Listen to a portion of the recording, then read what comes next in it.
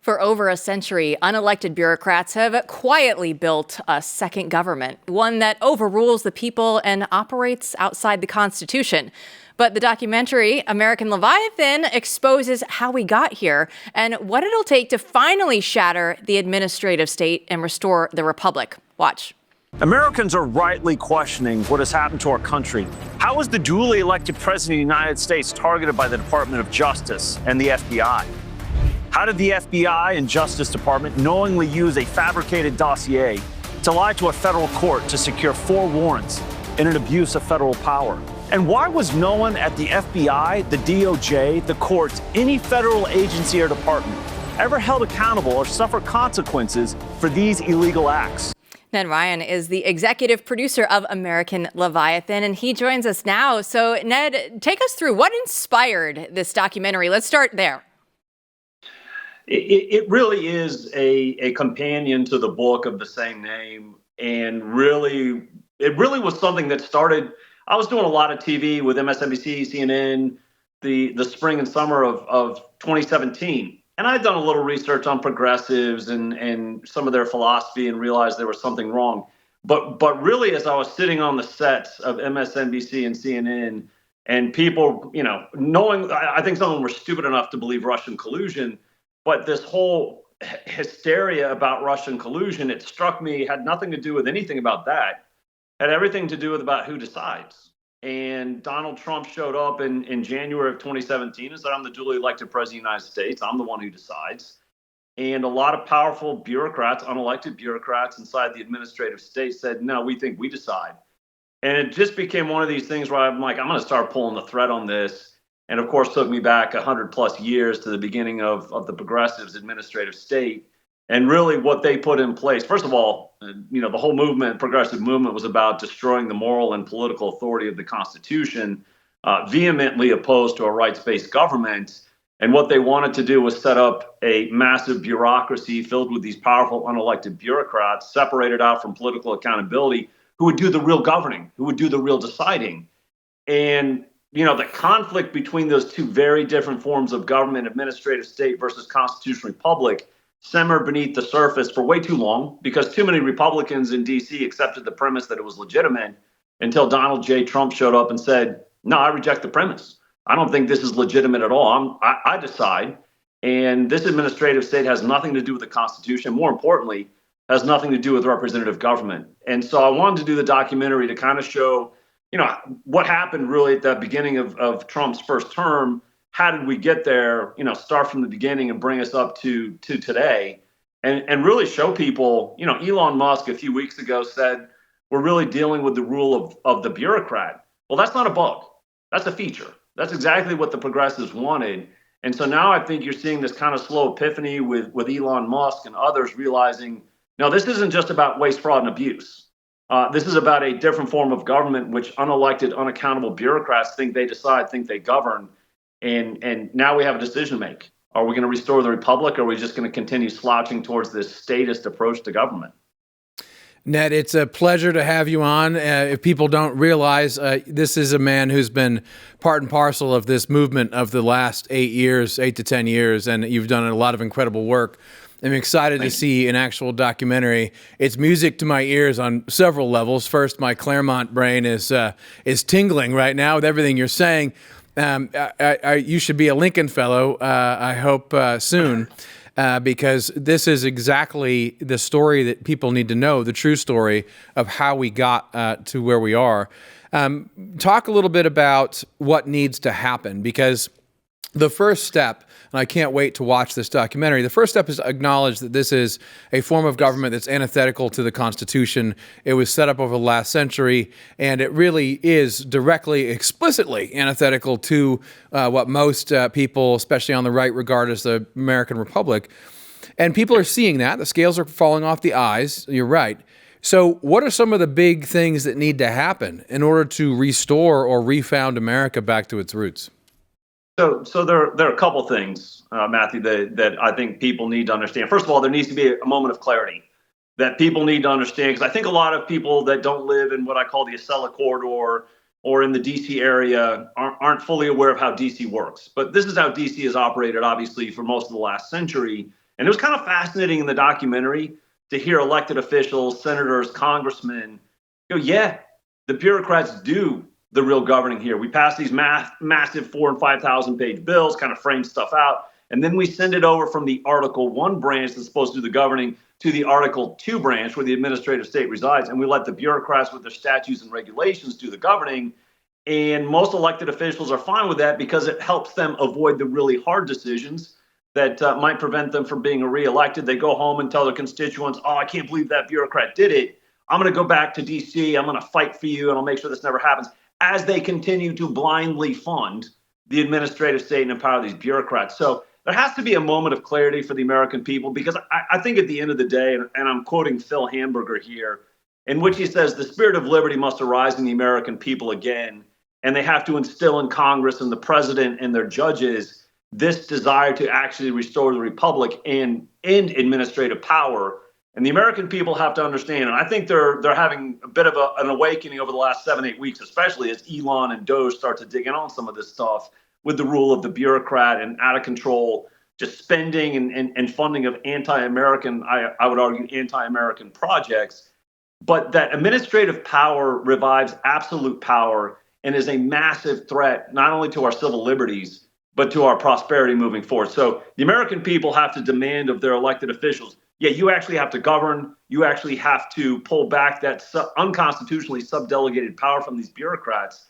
And then you've got to actually have the moral and political courage in the White House at the head of the executive branch, which Donald Trump has in spades, for him to understand and to really enact a plan, obviously through Elon and DOGE, that we have to dismantle and deconstruct the administrative state. And Matthew, there's 800,000 non-essential federal employees, and that's defined by the government. That's not something Elon and Trump came up with.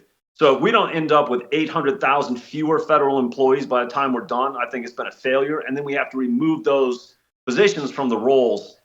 And most importantly, there has to be accountability. The congressional, the members of Congress, first of all, have to say, we will do the governing. Also, we demand accountability. When we give you money, we actually expect to have real oversight, and you will give us transparency and accountability and tell us how this money is being spent on behalf of the American people. So DC is deeply broken. DC does not operate how people, maybe if they're under an illusion that it's a constitutional republic and a government of, by, and for the people, hate to break it to you if you haven't noticed, that's not at all how DC works. So moment of clarity, and then demand we return to restoration of the republic. And then hopefully pray to God that Trump and Elon Musk are very successful in this deconstruction and devolving and quite frankly, shattering the administrative state. Because Matthew, I think it all started with, hey, let's go after waste, fraud, and abuse, which I always thought was the poisonous fruit. Yeah. And I think Elon's starting to realize, oh, that is the poisonous fruit of a poisonous tree.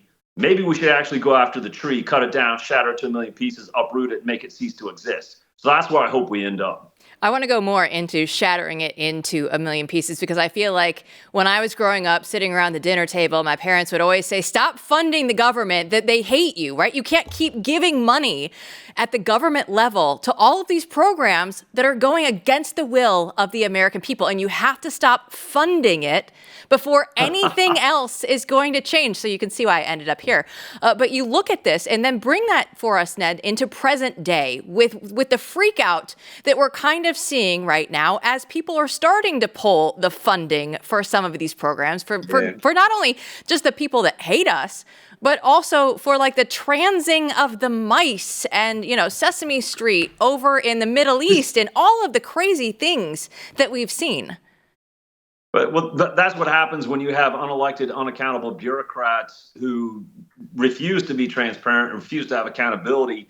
At a certain point, we're all imperfect human beings. We're going to do many times what we can, not what we should. And this is what happens. But, you know, the thing that's interesting to me about what's taking place with what Elon and DOGE are doing, yeah, I've been in D.C. for over 20 years now, and obviously have seen a lot of these problems up close and realize there's huge problems. We're obviously not a constitutional republic. But I even think I've been kind of staggered by what DOGE is uncovering, in which I have come to the conclusion that I think a lot of what is taking place inside of our government right now is just a massive money laundering machine for the left, in which they're taking American taxpayer dollars to fund their pet projects, to fund their allies, to advance policies outside of the legislative process. But even more so, I mean, even look at the religious charities that got so much government funding to actually put the illegal immigration over the last 4 years on steroids.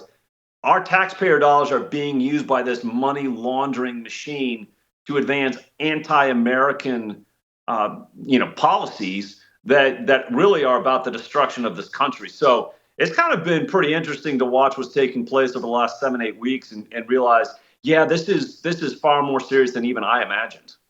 Yeah, what's great about it is, I mean, they've been raiding the Treasury for a long time, and it's gotten worse every year. Yeah. As you had the CRs come out. That slowly, like, it dawned on everyone, I think, wait a minute, we can do whatever we want. No one's watching, and it gets worse and worse and worse every day that goes by. But what's interesting about DOGE and its popularity speaks to the importance of this documentary.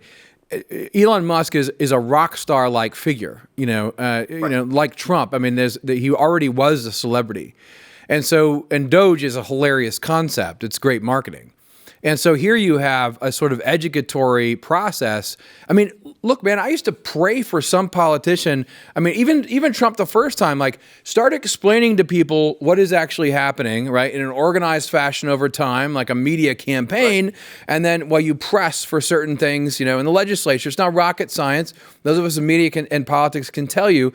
And here you have almost the perfect media campaign, right, to educate the entire world about what's going on with someone at the top of his game in the the names you recognize. You can say his first name or last name, and you know who he is.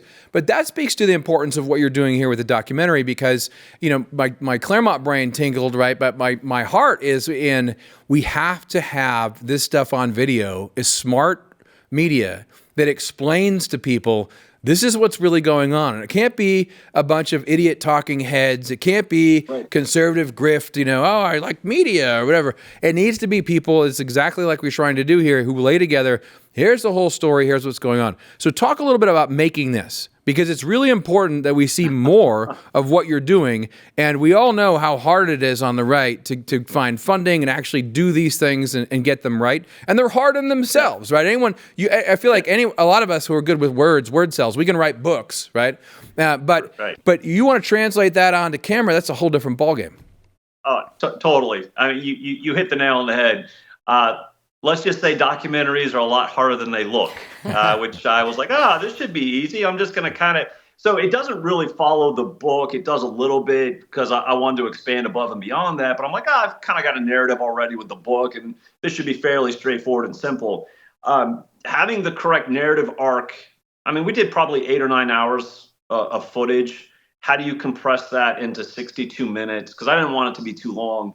How do you get into 62 minutes, keep the right narrative, keep it sharp, keep it to the point, and at the same time not cut out anything that's essential to that narrative? A lot harder than it looks.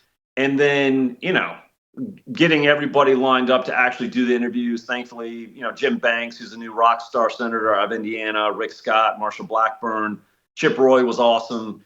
And then a lot of people that have been in D.C. and observed a lot of this. Rachel Bovard was amazing. Just getting them all situated and getting the interviews and then doing the cutting and the splicing and the B-roll.